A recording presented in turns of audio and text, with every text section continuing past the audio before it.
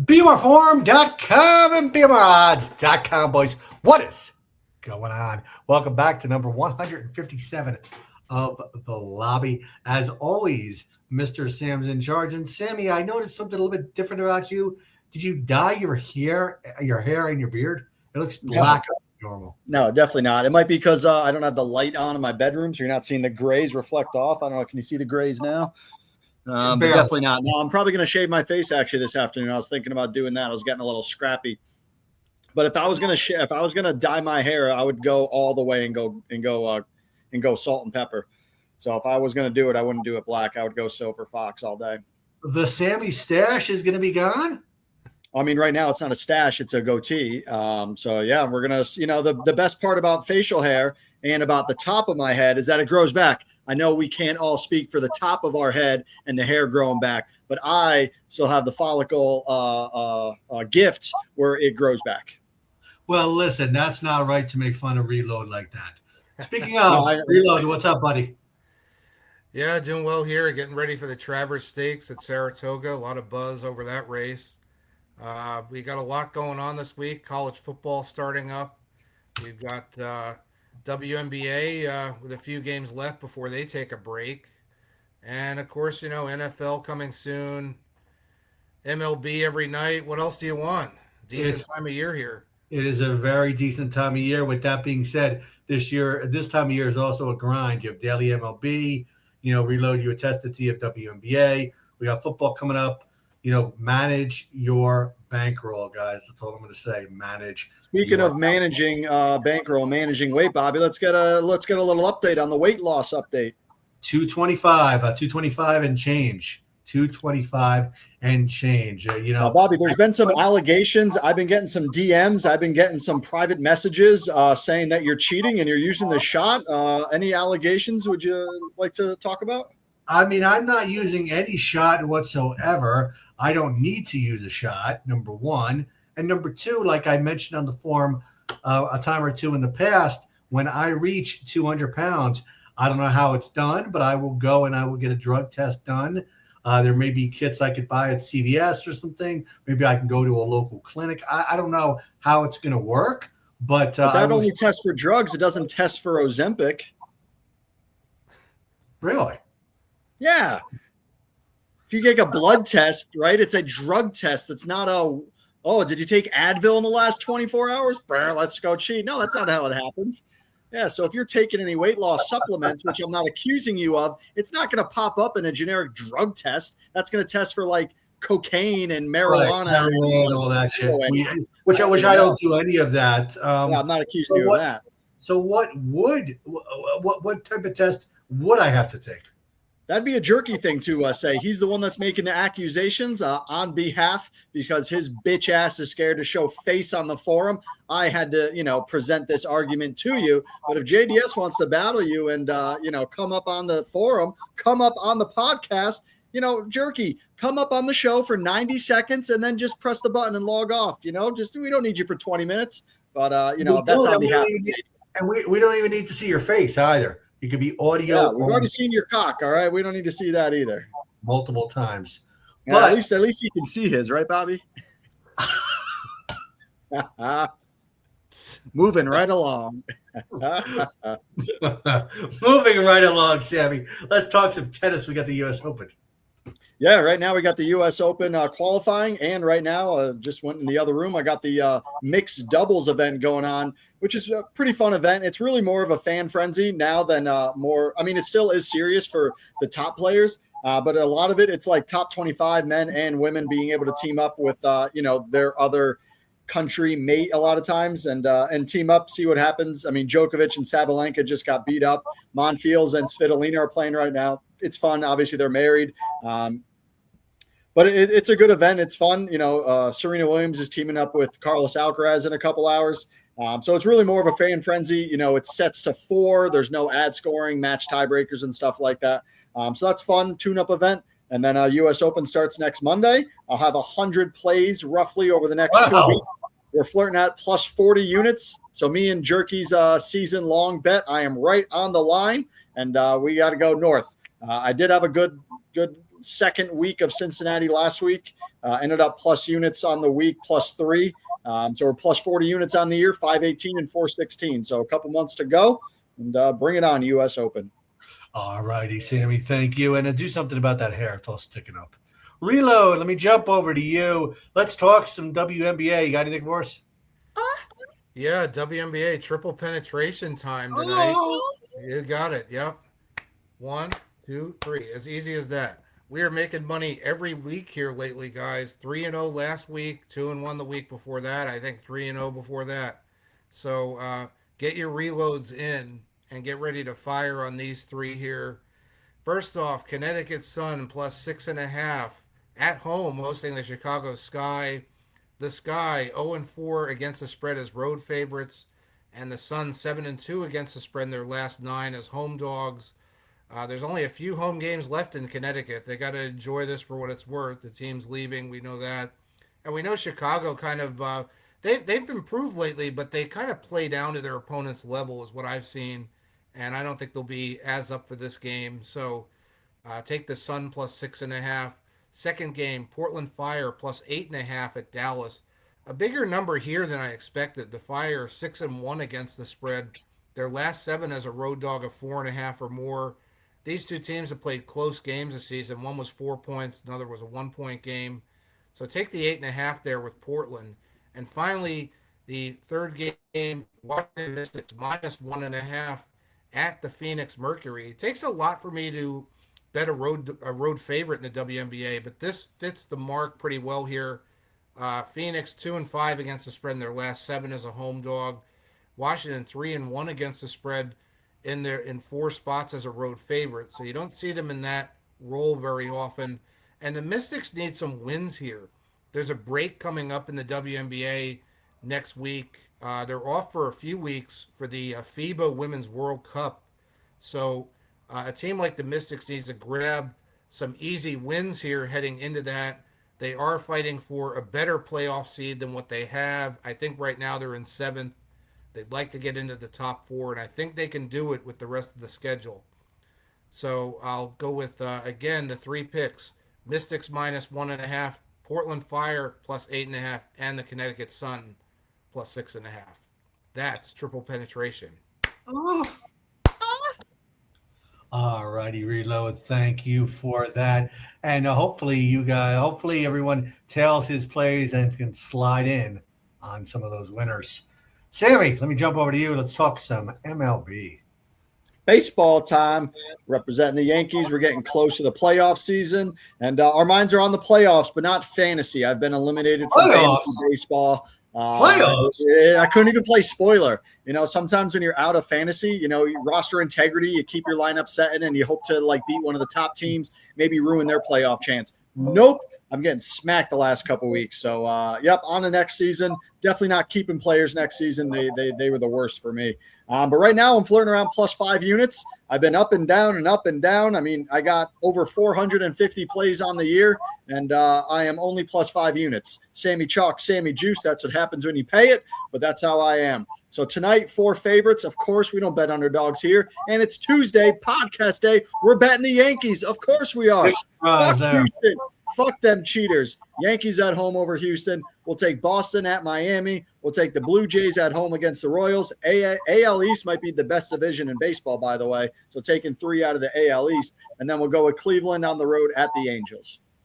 All righty, Sammy. Good luck with those. Reload, let me jump over to you. You got anything on the diamond? Yeah, I got one play for tonight. Haven't done too well with baseball on the show lately, but I do have one pick for tonight. Late game, the Seattle Mariners minus 104 hosting the Philadelphia Phillies. Seattle won the opener last night 9-2. Took an early lead and just never looked back. They get George Kirby on the mound tonight starting. Got lit up a little in his last 2 starts, which I think helps for value here. They were road games. He's back home now at a low premium of minus 104. I'm going to take Seattle minus that 104 and look for another win from the Mariners there. All righty, Reload. Thank you for that, and good luck. Sam, let me jump over to you. I know we got the NFL coming fast. You know all about coming fast, so let's talk some contests. Yeah, sometimes I'm just happy to get in the end zone. You know what I mean? Speaking of end zone, we got contests all over the board. Free way to win real money. Pick your poison. And it said, pick them all. Why aren't you in all the contests? All you need is a Just Bet account. You need a bookmaker account for some of these contests. Message Bobby, message BMR Genie to make sure that you're validated. As we always like to say, if your username is X, make your entry name X. It shouldn't be Sammy in charge and I'm playing on behalf of JJ Gold. You know, that doesn't make any sense. Make your username the same as your entry name so we could all keep track of it. You got prop contest. You got against the spread survivor contest. You got the pick 7 contest. I think I'm even forgetting a contest. I think there's 4 of them in total. Bobby, what's the 4th one? I'm looking at it. You broke up there, Sam. What was that? I think there's 4 contests. Hang on. Yes. I think there's 4 contests. We got the pick'em contest, the college football combo confidence contest, the props contest, and the against the spread contest. And then you got poster contest, Rivers playing me in an NFL contest. You got a 6-way college football contest. Me, there's so many contests going on. Whiteville Ivy, Head Sturks. There's so many contests. I can't keep them straight. We don't even talk about the roofer contest. I don't even know if we're doing a roofer contest in September. I can't even grade all these contests. But if you're not finding a way to get free access to win real money, what the fuck are you doing on a degenerate gambler website? Get your ass in these contests. Poker's going along the way. We're just giving away money. We're just giving it all away. Take advantage. Yes, we certainly are. Speaking of poker, congratulations to Fuck Off, who won the tournament. I'm 99% sure that's actually JD. I'm 100% sure, actually. So congratulations to JDS on winning the bowler coins and locking in your ticket for the tournament. Since his username didn't match his forum name, that name is voided. You do not get an entry. You do not get the golden ticket. Do not pass $200. Do not collect. Do not pass. Unfortunately, Sam, that rule would be correct if he didn't identify who he was, but he identified himself, so he gets a pass. But he identifies as a female, that bitch. Oh, those are fighting words. Reload, let me jump over to you, buddy. Let's talk some college football. Week 0 coming up. You got anything for us? Yeah, week 0. Took a look at the matchups. And, when in doubt, I always look at what Hawaii's doing, right? And Hawaii opens up on the road at Stanford this weekend. And these two teams played in Hawaii last year. They opened the season there. It went under the total. I like the under 49.5 here. It even, when you look at how that game played out, it took like a defensive touchdown. It took field goals from the great Matsusawa to even have a chance to go over, and it still went under. So I think it'll be even less scoring this time in Stanford. Going to just do a half unit and kind of just enjoy the game before we go full throttle into college football in the next couple of weeks. All righty, Reload. Thank you, and good luck. Sammy, let me jump over to you. Week 0 in college football, and you still haven't fixed your hair. Go on. Yeah, week 0 and week 1 is definitely a challenge when it comes to college football. Not only do you not know like what team players are playing on because of NIL, you're betting on 18, 19, 20-year-old kids, which in some sports might be good, but in this scenario, they're just, freshmen fresh out of high school and stuff like that. And now we want to bet them for money on what they're going to perform like that. There's less scouting when it comes to that. There's not as much preseason like there is in the NFL. And at least with the NFL, you have all of last year, 2 years, however much years experience, or even if they're rookies, you have their college tapes to look at. So for the first couple weeks in college, you're definitely more watching, maybe live betting or betting on games that are on TV, the real degenerate way. But for me, just start off by fading Bill Belichick and fading UNC. So go with TCU over UNC. That's going to be my only take pregame. And then I'll find whatever games are on TV, maybe live bet them for some action, and then just mainly just watching, score watching, box score watching, highlight watching to get a sense of how these teams are going to perform over the first couple weeks. All righty, Sammy, thank you. Reload, let me jump over to you. We've been previewing division by division the past couple of weeks. Let's talk a little bit about the NFC South. What do you got for us out of the South? Well, we know the NFC South isn't the most exciting division.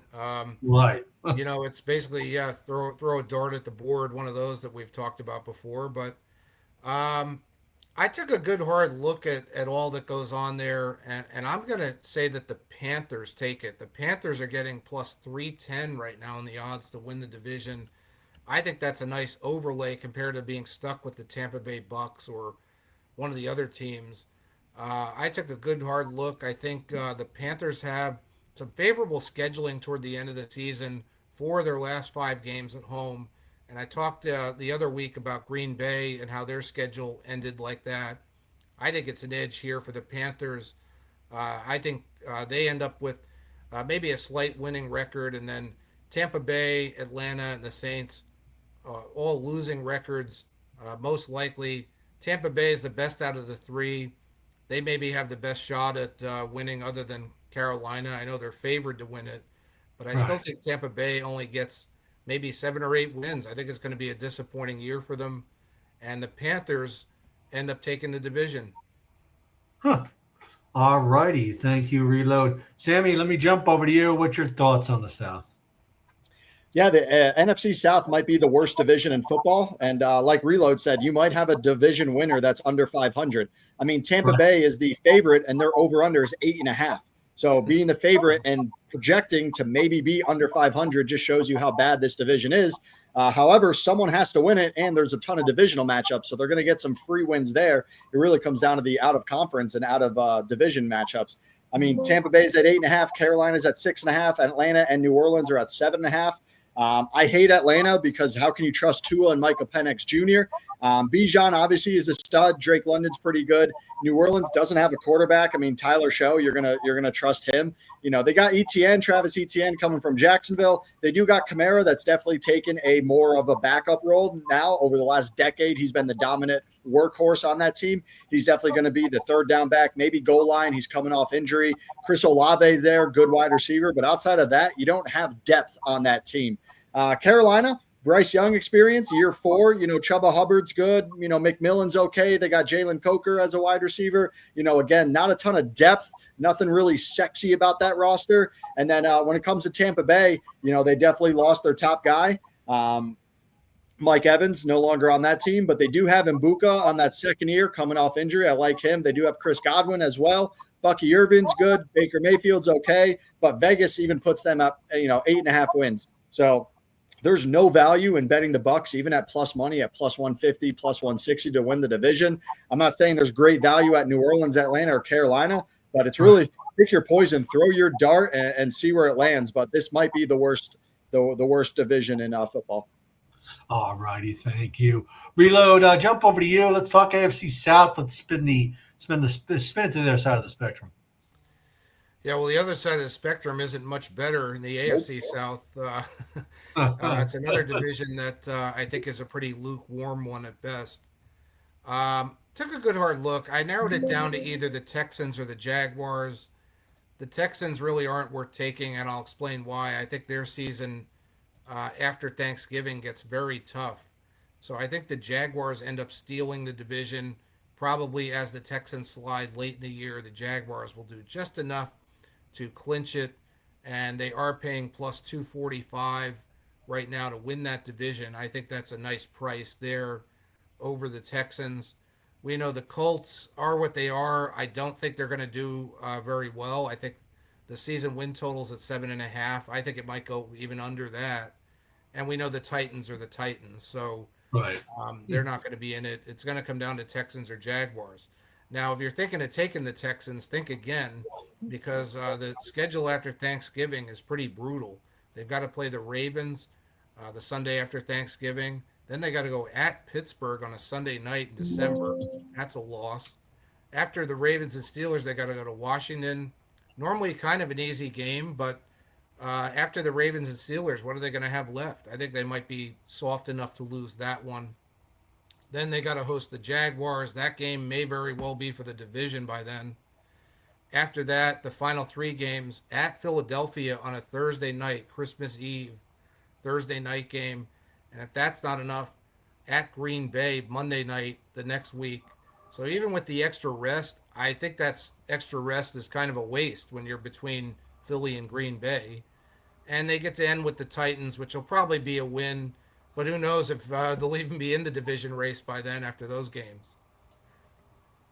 All righty, Reload. Thank you. Sammy. Hey. Sammy. Hey. What the wow, what did you do to your hair? I don't know. I don't know what you're talking about. See, the thing with good long hair is that you could put your hands through it, you know, and you can play with it, and you could do different things with it, and you can make different hairstyles with it pretty much on the fly. So, you know, when you saw me earlier, I wasn't as excited. My hair was flat. I saw your fat ass, and my fucking hair went up like my dick, you know, just went poof, you know, just went up. You know what I'm saying? So, you know. Embrace the long hair, embrace it. And then you were making fun of me, so I had to embracing it, you know? Anyway, AFC South, another horrible division, like Reload said. Tennessee at 6.5 wins. I think that's crazy. They should go way under. Cam Ward isn't that good. They have, you know, bad wide receivers, Wan'Dale Robinson. Calvin Ridley's okay coming from Atlanta. Carnell Tate, he's a rookie. You know, we'll see what happens there. Jacksonville, which Trevor Lawrence are we going to see? You know, they've been AFC candidates, and then they've been last place in the division. So, you know, they got Brian Thomas, they got Jacoby Myers, 2 in at running back. Trevor Lawrence isn't sexy. So, you know, we'll see. When it comes to Indianapolis, Daniel Jones show coming off injury. Jonathan Taylor, Alec Pierce is injured. I don't really love Indianapolis. And then Houston, I do like the trade. They got Kayshon Boutte. CJ Stroud isn't that impressive. David Montgomery, Nico Collins, one of their other wide receivers is out for the year. So, you know, another division that's going to be pretty bad. Throw your dart and see where it falls. All righty, Sammy. Thank you. With that being said, gentlemen, best of luck on all your upcoming action for this week. Make sure you get into the next poker tournament. I will be announcing that at some point today. And good luck, guys.